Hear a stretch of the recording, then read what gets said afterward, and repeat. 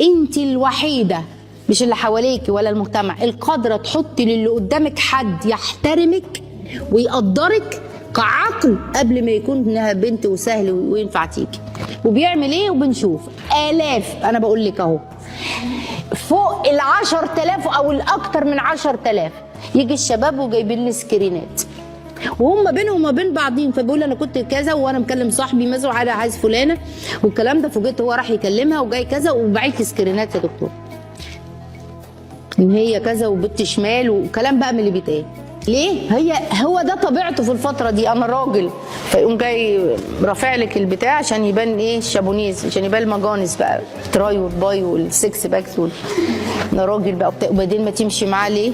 وتعمل اصحي وبيصحي، لا ده كويس قوي والله يا دكتوره هاله، يا بتاع ربنا بيصحيني الفجر، سيرين عليا الفجر عشان اصلي. بصي وقال لي لا ما تلبسيش ده واعملي ده.